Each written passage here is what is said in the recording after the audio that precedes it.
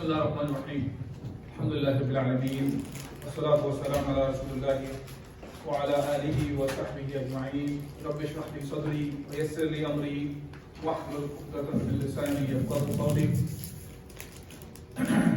السلام عليكم ورحمة الله وبركاته.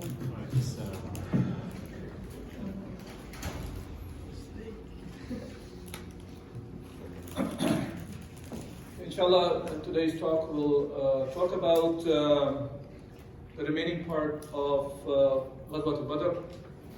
We started off about 2 weeks ago, where we talked about the reasons and the cause behind Battle of Badr, and then we start talking about the beginning of it. So last week, actually, we talked about the scouting operation that Rasulullah sallallahu alaihi wasallam sent prior and during the Battle of Badr. And then we talked about the advice of Habab bin Mundhir radiallahu anh. And it was an important incident that happened not once, by the way, in the seerah of Rasulullah sallallahu alaihi wasallam. We'll see later on, these kind of things happen multiple times. And the purpose of that discussion was to show that consultation has an important role in Islam in general. As a matter of fact, there is a whole office in Islam, when Islam was implemented in the form of 5 states. There's an office called Majlis Shura, where you take the consultation of the people. But important thing to remember about the advice, whether it was from Habab bin Mundhir or it was by Sa'ad bin Mu'adh radiallahu anh, or other Sahaba at different times and places, to Rasulullah sallallahu alaihi wasallam and to the Khulafa Rashidin and so on and so forth. The important part to remember is advice, shura, consultation.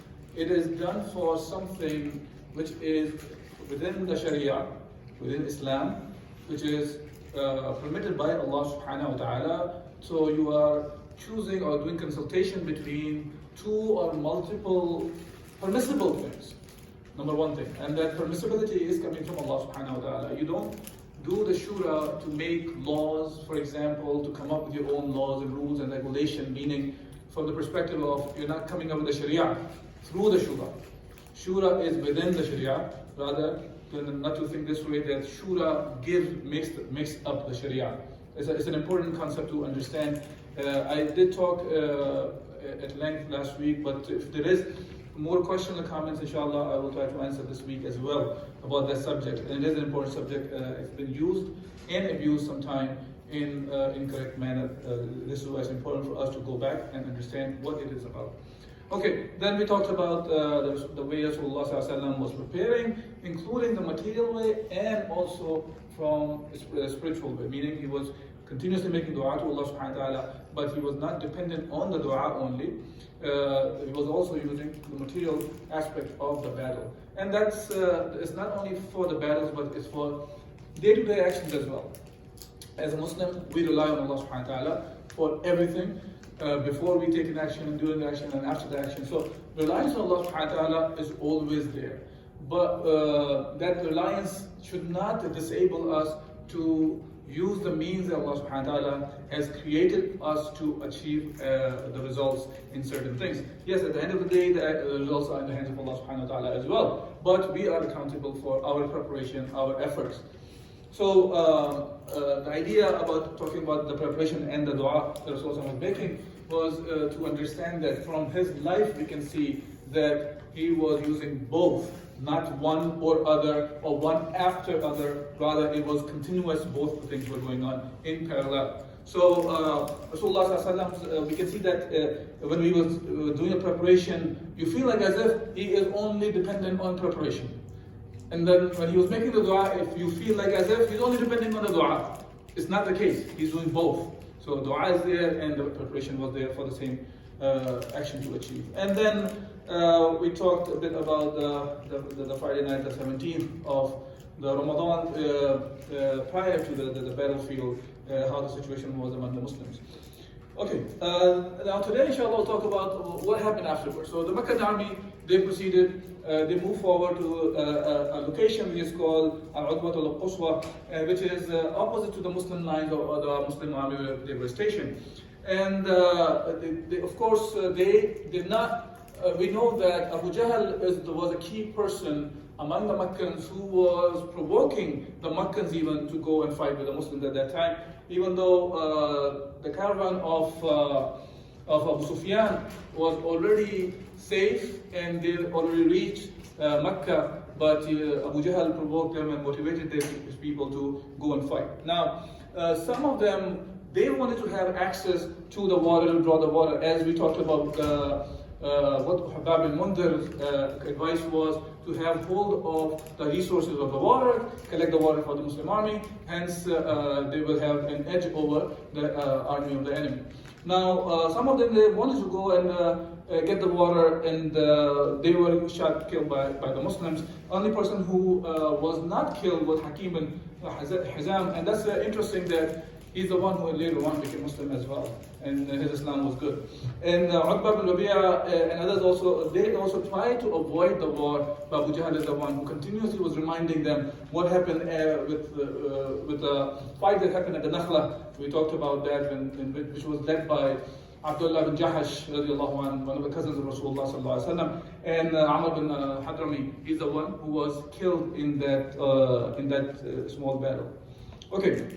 So that was kind of a map of the Battle of Badr. We can see that it's pointing towards the north, and north is of course the Sham, and Mecca is in the south, and Medina is in between. So their route used to be, as you can see, the route was the Medina used to be on the route of their caravans towards the Sham, and Muslims were actually securing these routes, and that would have been a difficult thing for the Quraysh to live with, that they cannot safely do their trade, and hence it will be an economic issue for the Meccans.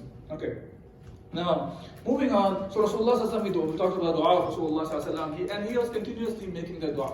And the key word of that was, he was making dua, Allahumma in shi'ta lam tu'bad ba'da al-yawm abada, that he was saying that, oh Allah, if you wish the believers to be destroyed, meaning you will never be worshipped after henceforth. Because these are the handful of believers that was on the face of the earth at that time. And Rasulullah ﷺ was continuously making dua to Allah subhanahu wa ta'ala to give that, to get his promise to be fulfilled. And we know that Allah subhanahu wa ta'ala does not change his promises. Whatever Allah subhanahu wa ta'ala has promised, for sure that is going to happen. Whether we believe in that promise or not, we have to understand that the promise of Allah will always be fulfilled. And for that, I'll take a sidetrack because we are going through the month of Rajab. I would highly recommend you guys to go and read about Al-Isra wal-Mi'raj. This is the month that Al-Isra wal-Mi'raj happened. Read about it. What happened in the Al-Isra wal-Mi'raj? Just one quick thing, because we talk about the promise of Allah. Look, that was a time, there was a kind of a filtration happened among the Sahaba. They were Sahaba, or they were Muslims among the time of Rasulullah sallallahu alaihi wasallam, who, when they heard about this incident, the event that happened to Rasulullah sallallahu alaihi wasallam, the miraculous thing happened, some of them, they actually left Islam. They could not face the kuffar of Makkah by saying that Rasulullah could have done this journey in the part of the night, going from Masjid al-Haram to Masjid al-Aqsa and then to the heaven. They come back during the same night, while they used to do this travel in the period of months. So it's a long period of long distance from that perspective. I think about 1,200 kilometers or miles, I forgot. So whichever it was a long distance during those days. So some of them became, they left Islam, they became kafir, while Abu Bakr became a Siddiq, radiallahu anhu. When he heard about it, and he did not even ask Rasulullah sallallahu alaihi wasallam, kuffar came to him and ridiculing Rasulullah sallallahu alaihi wasallam. Look, your sahib, now he's going, basically talking like this now. The part of the night he went to, when they came back. And Abu Bakr's response was, if Rasulullah sallallahu alaihi wasallam said this, then I believe. For him, that was sufficient. So, and Allah subhanahu wa ta'ala, of course, commanded Rasulullah sallallahu alaihi wasallam to go and propagate this, what has happened to the event that he went through. Now, why am I bringing this up? Many times we hear about the promises of Allah subhanahu wa ta'ala for the believers. And are we the ones who look at the current circumstances and become like this, oh man, these things cannot happen? Like for example, Allah Azza wa Jal sent Muhammad sallallahu alaihi wasallam with his deen, so this deen prevailed over all the ways of life. Right? So this was the mission of Rasulullah sallallahu alaihi wasallam. So we should not, just because we are weak, does not mean we should be thinking of like, oh, this is never going to happen. Even though Allah subhanahu wa ta'ala has promised that وَعَدَ اللَّهُ الَّذِينَ آمَنُوا مِنكُمْ وَعَمِلُوا الصَّالِحَاتِ لَيَسْتَخْلِفَنَّهُم فِي الْأَرْضِ. Allah subhanahu wa ta'ala has promised the believers that He will لَيَسْتَخْلِفَنَّهُم فِي الْأَرْضِ. He will give them the authority on the earth. So this is a promise of Allah. Do we look at these kind of promises from Allah subhanahu wa ta'ala as, oh yeah, this can or we have ifs and buts involved there? Then we should think about it. Do we really believe in the book of Allah Azza wa Jal? Well, Allah subhanahu wa ta'ala has sent down to us. It's a very important aspect of it. So when we look at these kind of promises, we should be, rather than discouraged, should be encouraged more and more to understand, look, Allah has promised this. So it's going to happen. Let's be part of this kind of efforts to bring Islam back in our lives. Okay, so now Rasulullah sallallahu alaihi wasallam was reminding Allah Azza wa Jalla about the wa'ada that Allah subhanahu wa ta'ala made to Rasulullah sallallahu alaihi wasallam. Now, so that was about that. Rasulullah sallallahu alaihi wasallam gave the strict instructions that fighting should not start until he gave them his final words. He's the one they should be listening to, obeying Muhammad sallallahu alaihi wasallam in the battlefield. On the other hand, Abu Jahl is also making dua. See, Rasulullah sallallahu alaihi wasallam is making dua to Allah subhanahu wa ta'ala, the messenger of Allah, the final messenger of Allah, the one who led all the Anbiya in the Salah when he was on the journey of Al-Isra wal-Mi'raj. So he was the leader or the Imam of all the prophets. Okay, he's making dua. On the other hand, you see the father of the ignorance, Abu Jahl. He's making dua, and he said, "Oh Lord, whichever of the two parties were less kind to his relatives and brought us what we do not know, then destroy him tomorrow." And Allah subhanahu wa ta'ala responded to even responding in the sense of there's a reply Allah Azza wa Jal made about the dua that Abu Jahl was making, as Ibn Kathir mentions when he's doing the tafsir of this ayah of Surah Al-Anfal. And he mentioned that Allah subhanahu wa ta'ala replied, this is the reply Allah subhanahu wa ta'ala gave.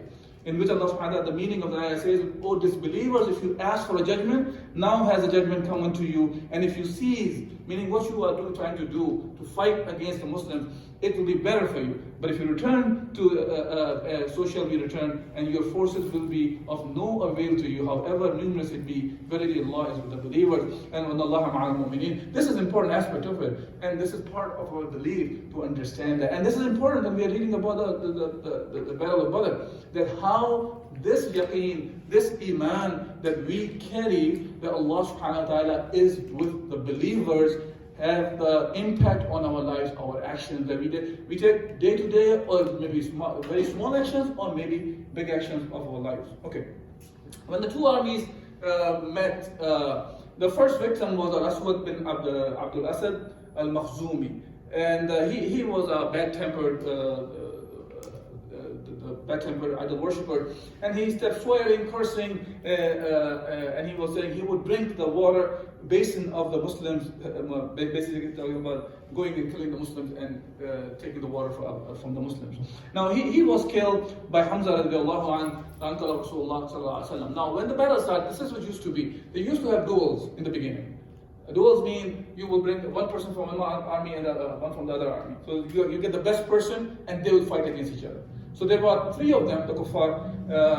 They brought those three were Utbah bin Rabi'a, and his brother Shaybah, and his son Al-Walid bin Utbah. So Utbah's son Al-Walid and Shaybah and Utbah were brothers. These three came up. Now when these three came forward, three of the Ansar, they moved forward. Now those Ansar include Auf and Muhammad, the sons of Harith, and Abdullah bin Rawaha. Radiallahu anhu. Abdullah bin Rawaha, we'll see, he was one of the great Sahaba of Rasulullah, famous one, meaning the one who was martyred in Mu'tah, along with Ja'far bin Abi Talib and Zayd bin al-Harith, radiallahu anhu. But the kuffar of Makkah, they said, well, look, we have nothing against you guys. We are here to fight our own guys, the one who migrated from Makkah to Medina. Upon which Rasulullah sallallahu alaihi wasallam picked three people. One was Hamza bin Abi Talib, radiallahu anhu, his uncle. Other one was Ubaidah bin al-Harith. He was the second cousin of Rasulullah sallallahu alaihi wasallam. Al-Harith was the brother of Abdul Muttalib's son's brother. Yeah. So I'm trying to remember how it works. Yeah. So he was the second cousin of Rasulullah sallallahu alaihi wasallam. And Ali bin Abi Talib, of course, he was the first cousin of Rasulullah sallallahu alaihi wasallam, and he was a full cousin in the sense of the mother and the father, both of them were the same for Rasulullah's father and Ali's father. Okay. Anyways, so these three move forward. Now, Rasulullah brought, first of all, the people who were directly related to Muhammad from the Quraysh, not only from the Quraysh, but directly related to Rasulullah. And they were up against the people who came from the Quraysh too, actually. And all three were killed, but Ubaidah ibn al-Harith, he got injured, and later on he passed away. So this is the beginning of the duel that happened. And after the duels, there were a few more duels happened, and but the Muslims were continuously leading, winning this part of the battle.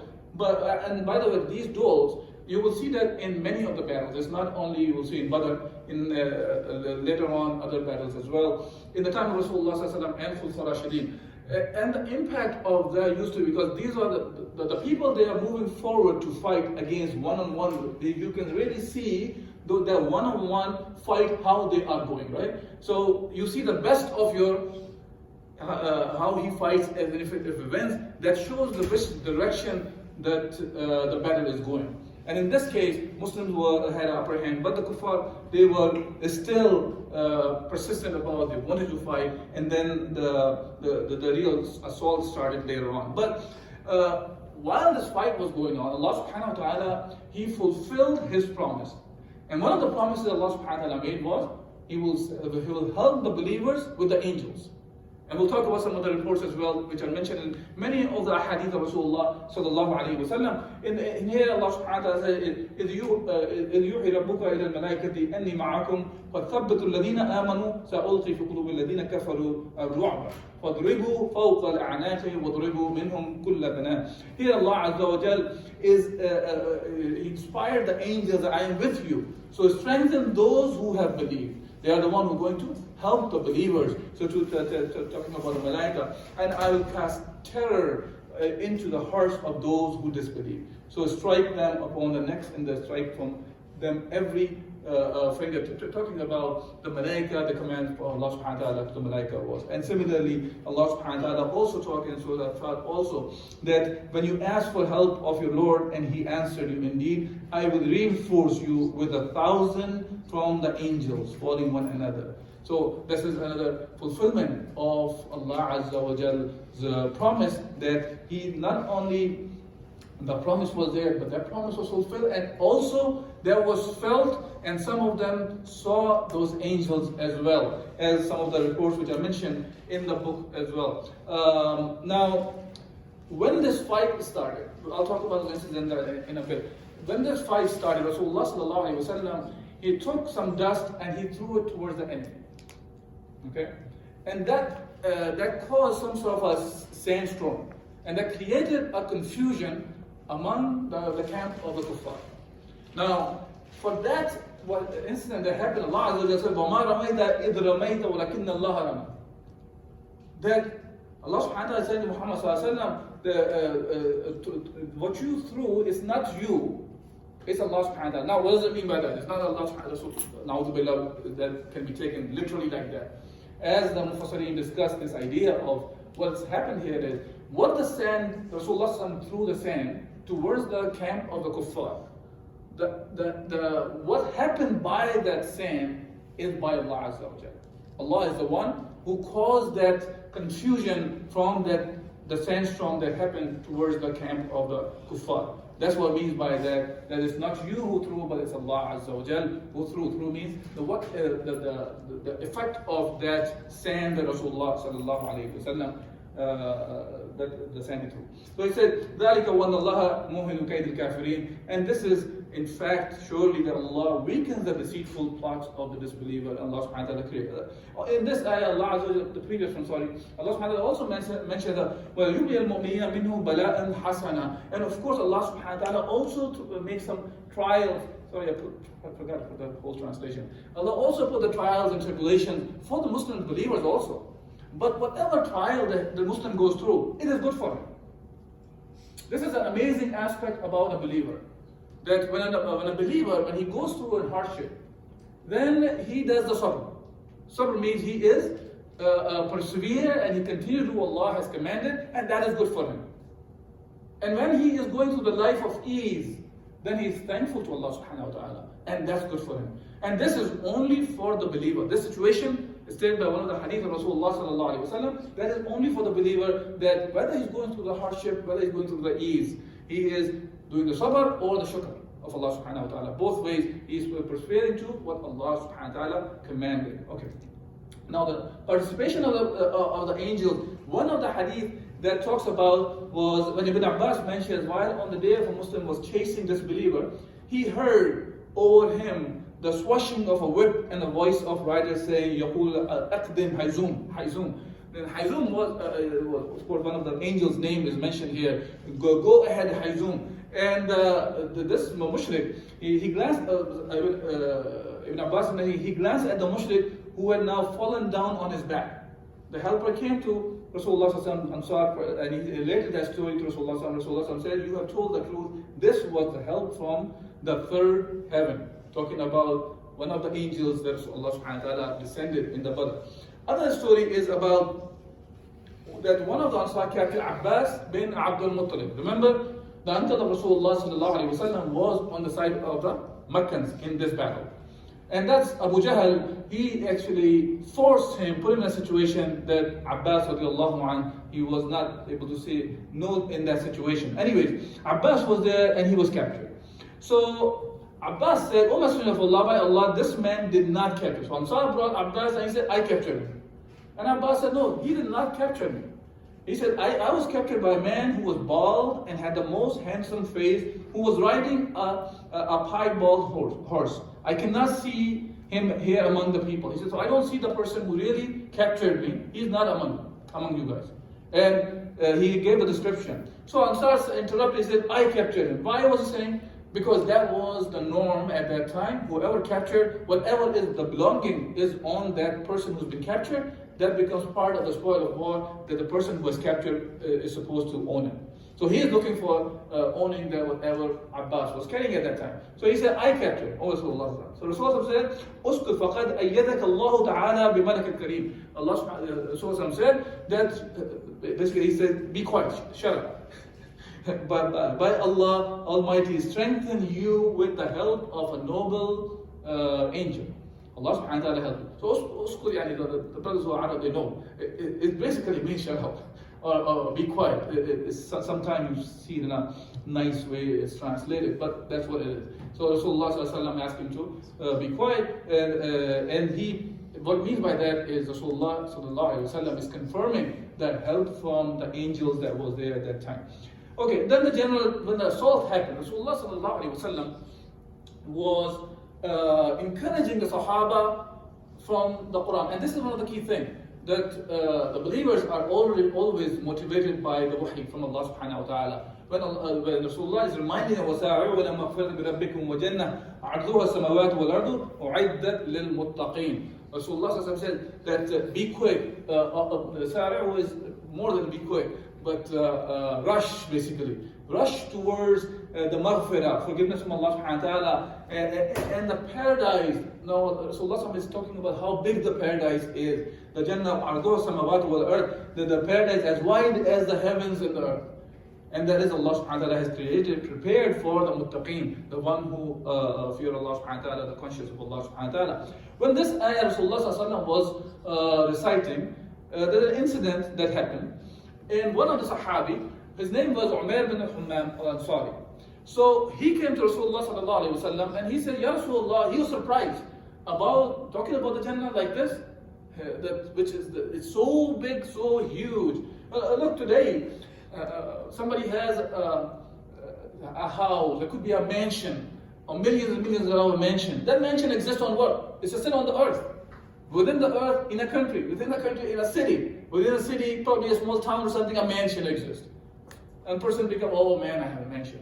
When talk about Jannah, Jannah is everything that is there. We could, that big the Jannah is.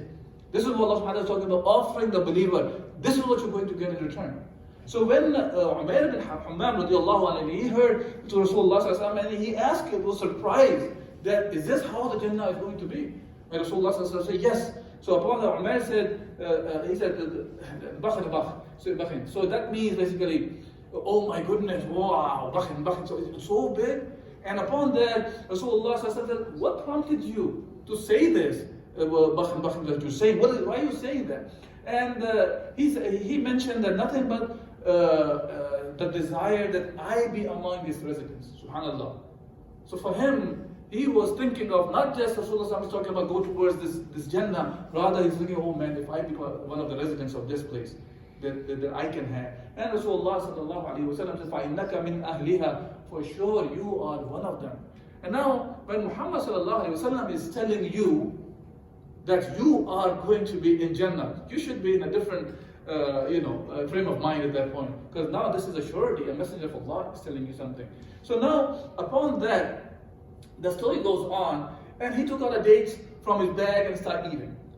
While is he eating the dates, I guess the thought came to his mind, and he threw away the dates. And he said that life will be too long to be spent eating the dates.